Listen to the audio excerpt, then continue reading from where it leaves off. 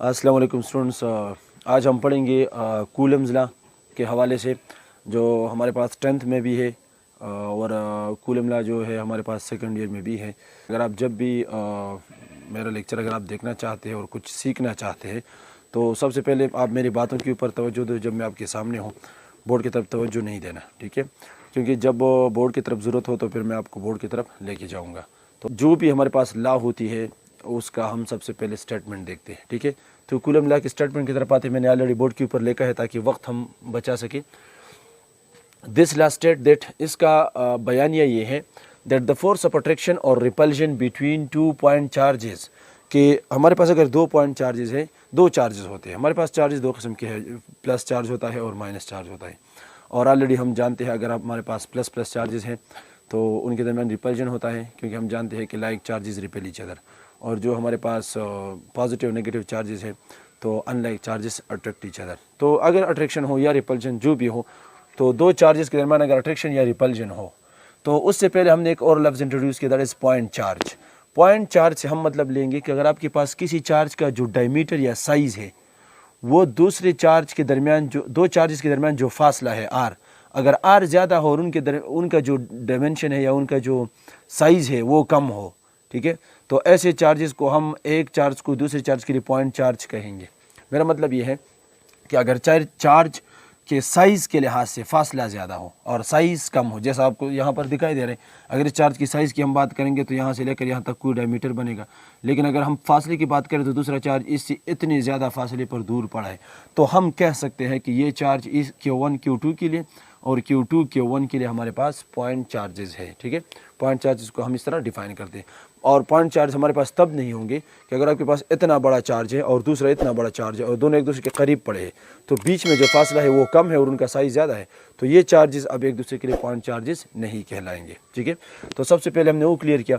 और coulomb law का एक लिमिटेशन ये भी है कि कूलम लॉ हमारे पास जो फोर्स ऑफ अट्रैक्शन देती है और फोर्स ऑफ रिपल्शन देती है वो हमेशा 2 पॉइंट चार्जेस के दरमियान। अगर हमारे पास चार्जेस की जो सिमेट्री है वो चेंज हो जाए, ठीक है, तो अगर शीट के ऊपर हम ले या किसी लेंथ के ऊपर हम चार्जेस डिस्ट्रीब्यूशन की बात कर ले तो वहाँ पर हमारे पास कूलम लॉ का जो ड्रॉबैक है वो सामने आता है। तो हमारे पास तब वैलिड है जब हम पॉइंट चार्जेस की बात करते हैं। तो ये कहते हैं कि हमारे पास जो फोर्स ऑफ अट्रैक्शन होती है या रिपल्जन होती है 2 पॉइंट चार्जेस के दरमियान, तो हमारे पास डायरेक्टली प्रोपोर्शनल होगा to the product of their charges. मतलब इस चार्ज और इस चार्ज का जितना मैग्नीट्यूड ज़्यादा होगा दोनों का या एक का भी ज़्यादा होगा तो उतना ही प्रोडक्ट बढ़ेगा, और जितना प्रोडक्ट बढ़ेगा उसके साथ फोर्स ऑफ अट्रैक्शन या रिपल्जन डायरेक्टली रिलेट करेगा, वो भी बढ़ जाएगा।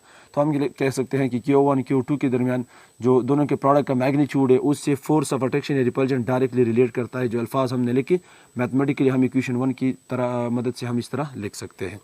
दूसरा पॉइंट इस लॉ का ये है कि ये जो फोर्स ऑफ अट्रैक्शन या रिपल्जन है वो इनवर्सली प्रोपोर्शनल होगा to the square distance between them. यानी कि इन 2 चार्जेस के दरमियान जो फासला है उनका इनवर्स प्रोपोर्शनल नहीं होगा, उनके स्क्वायर का इनवर्स प्रोपोर्शनल होगा। किस तरह, तो भी हम समझाते हैं। पहले हम मैथमेटिक्स की तरफ आते हैं। तो ये स्टेटमेंट जो हमने दूसरा लिखा वो मैंने मैथमेटिकली लिखा, force is inversely proportional to 1/r²। 1/r² को हमेशा ही हम इनवर्स प्रोपोर्शनल कहते हैं, क्योंकि 1/, की सूरत में हम इनवर्स लिखते हैं, अगर डायरेक्ट हो तो फिर हम डायरेक्टली रिलेट करते हैं। तो एक हमारे पास स्टेटमेंट हमारे पास 2 पोर्शन में आते हैं, ठीक है, यहाँ पर आ गई। तो इन दोनों का अगर हम कंबाइन करेंगे तो यहाँ पर हम देखते हैं फोर्स है, यहाँ पर भी फोर्स है। मैं एक फोर्स लिखूंगा, प्रोपोर्शनलिटी का साइन लगाऊंगा, ऊपर Q1 Q2 और नीचे r², यानी कि मैंने दोनों को कंबाइन करके एक फॉर्म में लिखा। अब प्रोपोर्शनलिटी को हटाने के लिए हमारे पास एक इज इक्वल टू साइन और एक कांस्टेंट हम लगाते हैं। कांस्टेंट का हम इंशाल्लाह इसी ही लेक्चर में डिटेल से हम बात करेंगे कि क्या है, Q1 Q2 divide by r²। इसका मतलब है कि इस इक्वेशन में अगर हम देखें तो फोर्स का डायरेक्टली ताल्लुक़ है प्रोडक्ट ऑफ Q1 Q2 के साथ, जबकि इनवर्सली प्रोपोर्शनल है r² के साथ। तो inversely proportional with r², force inversely proportional with r²। तो इसका मतलब क्या है? इसका मतलब ये है कि अगर आपके पास एक चार्ज Q1 है और एक चार्ज Q2 है, एक दूसरे से r फासले पर जुदा है, मतलब हमने r दिया जो भी फासले r है, और फिर हमने जब चेक किया तो उनके दरमियान जो अट्रैक्शन या रिपल्जन था वो f था, ठीक है। अब अगर हम इनका जो फासला है वो डबल कर दे, Q1 है, ठीक है, और ये हमारे पास Q2 है, अगर हम इनके दरमियान जो फासला है उनको डबल कर दें तो एक्सपेरिमेंटली ये चेक किया गया है कि पहले जो फोर्स था अब वो 4 गुना कम होगा। تو ہم کہتے ہیں اس کو اگر ہم پروف کرتے ہیں میتھمیٹیکل ایکویشن کی مدد سے، یعنی کہ اسٹیپس سے اگر ہم جاننا چاہیں گے کہ اس کا مطلب کیا ہے، تو ہم اس ایکویشن یہ کہتا ہے کہ فزیکل ٹو 1 اور r² اگر ہم کیا کو اگنور کر لیں، صرف فورس اور r کے درمیان اگر ہم ریلیشن لکھیں تو یہ ہے. تو اس کا مطلب ہے کہ ہمارے پاس ایکویشن اس طرح ہوگا اگر ہم r کی جگہ r لکھیں، اور ظاہری بات ہے r کی جگہ میں نے r لکھا ہے تو 1/r². اگر ہم r کی جگہ 2r لکھیں، یعنی کہ میں نے اس کو ڈبل کر دیا، پہلے 2 سینٹی میٹر تھا اب میں نے 4 کر دیا، پہلے 10 سینٹی میٹر تھا اب میں نے 20 کر دیا، یعنی کہ دونوں چارجز کو میں نے ڈبل سیپریٹ کیا. تو اب میں لکھوں گا r کی جگہ 2r، تو r کی جگہ میں 2r لکھوں گا تو 2 کے اوپر بھی اسکوائر آئے گا کیونکہ r کے اوپر اسکوائر ہے، تو 2 دونوں 4 اور r کے اوپر بھی اسکوائر آئے گا. تو ہمارے پاس جو f' ہوگا، جو نیا فورس ہوگا، جو کم ہوگا پہلے کے مقابلے میں، کیونکہ اب نے چارجز کو سپریٹ کر دیا، اور ظاہری بات ہے جب چارجز سپریٹ ہوتے ہیں تو فورس ہمارے پاس کم ہوتا ہے، انورسلی ریلیٹ کرتا ہے. تو اگر ہم اس کو لکھیں گے تو ہمارے پاس ہوگا f' = 1/r²، یہ ہے ٹھیک ہے، اور یہاں پر بھی ہمارے پاس 1/r² ہمیں نظر آ رہے ہیں. تو میں 1/r² کی جگہ f لکھوں گا اور نیچے 4 لکھوں گا. تو اس کا مطلب ہے کہ پہلے جو فورس تھا ہمارے پاس جو f ہے، اور اب جو فورس ہمارے پاس آئے گا وہ پہلے کے مقابلے میں 4 گنا کم ہوگا جب میں نے r کو ڈبل کر دیا. اچھا 2 دونی 4 مطلب 4 گنا کم ہوگا. اگر میں r کو ٹرپل کر دوں، یعنی کہ پہلے r تھا اور میں نے 3r کروں، تو پھر ہمارے پاس فورس کم ہوگا. 3 3 9 گنا، 3 3 9 ٹائم، ٹھیک ہے، 9 ٹائمز ہمارے پاس جو فورس آف اٹریکشن ہے وہ کم ہوگی اگر آپ r بڑھائیں گے، اور اس طرح اگر آپ r کریں گے تو اسی حساب سے زیادہ ہوگی. تو اس کا مطلب ہے کہ جو ہمارے پاس فورس ہے اور r کے درمیان جو ریلیشن ہے وہ 1/r نہیں ہے بلکہ 1/r² ہے. مطلب جب r کو ڈبل کرتے ہیں تو فورس 2 دونی 4 گنا کم ہوگا، جب r کو ٹرپل کرتے ہیں تو فورس 3 3 9 ٹائمز کم ہوگا.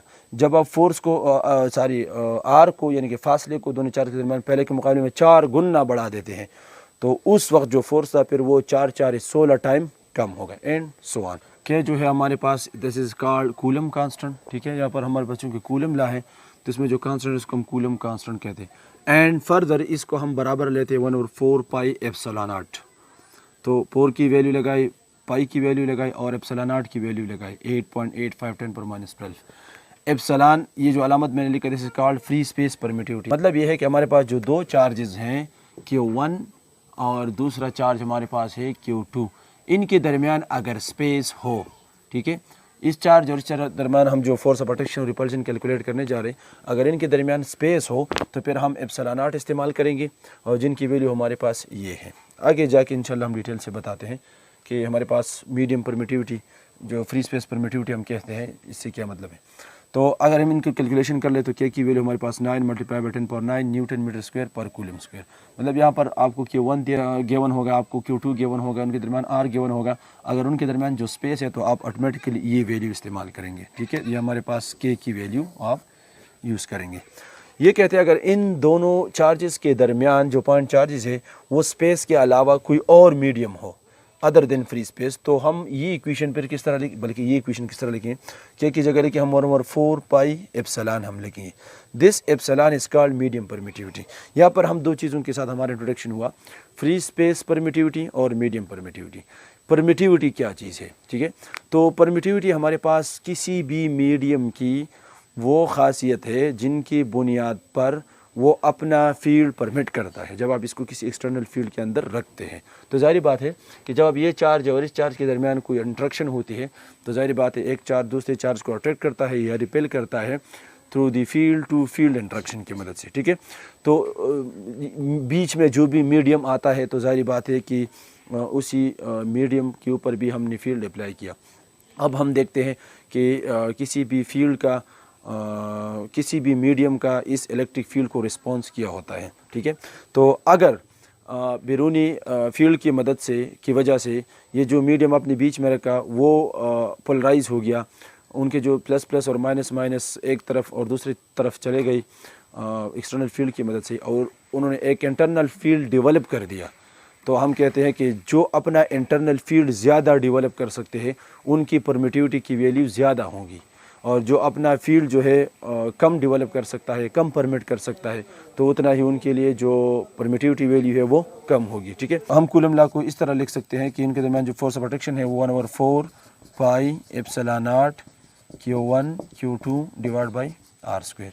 ये हमारे पास कूलम लॉ होगी जब हम किसी स्पेस को दो चार्जेस के दरमियान यूज़ कर लें, और हमारे पास इसका स्टेट ये होगा कि अगर हम स्पेस के अलावा कोई और मीडियम इस्तेमाल कर लें तो फिर हम एप्सिलॉन नॉट नहीं लिखेंगे, एप्सिलॉन लिखेंगे। अगर आप मीडियम परमिटिविटी के हवाले से तफसील से जानना चाहते हैं तो आप सेकंड ईयर फिज़िक्स के प्लेलिस्ट में आप इसके बारे में एक तफसीली लेक्चर चेक कर सकते हैं। Thank you.